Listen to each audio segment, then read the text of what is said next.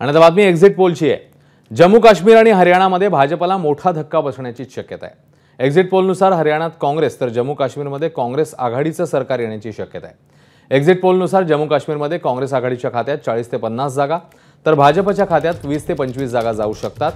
जम्मू काश्मीरमध्ये काँग्रेस आणि नॅशनल कॉन्फरन्सने एकत्रित निवडणूक लढवलेली होती। हरियाणामध्ये भाजपचं मोठं नुकसान होण्याची शक्यता आहे। तिथे काँग्रेसचं सरकार येण्याची दाट शक्यता वर्तवली जाते।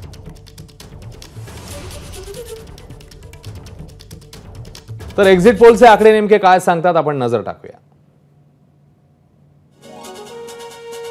हरियाणामध्ये एकूण जागा आहेत 90। दैनिक भास्करच्या पोलनुसार भाजपला 15 ते 29, काँग्रेसला 44 ते 54, लोकदल 1 ते 5 आणि इतर 6 ते 9 अशी स्थिती राहील। आजतक सी वोटरचा सर्व्हे सांगतो 20 ते 28 भाजप, 50 ते 58 काँग्रेस, 10 ते 14 इतर। मेट्राइज 18 ते 24 भाजपच्या खात्यात जाऊ शकतात जागा, काँग्रेसला 55 ते 62 जागा मिळतील असा अंदाज आहे। लोकदल 3 ते 6 आणि इतर 2 ते 8 राहू शकतात।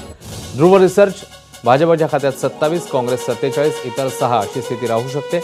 तर पीपल्स पल्स यांच्या महाएक्झिट पोलनुसार भाजप 20 ते 32, काँग्रेस 49 ते 61, लोकदल 2 ते 3, इतर 4 ते 5, एकूण जागा हरियाणामधल्या 90।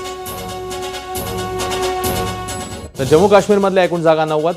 दैनिक भास्करच्या पोलनुसार भाजप 20 ते 25, काँग्रेस आघाडी 35 ते 40, पीडीपी 4 ते 7, इतर 12 ते 16।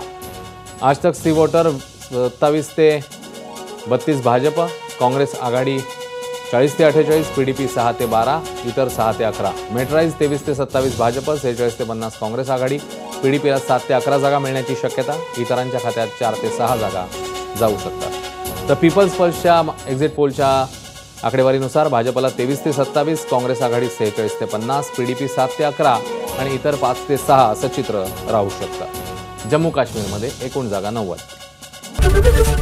एबीपी माझा, उघडा डोळे बघा नीट।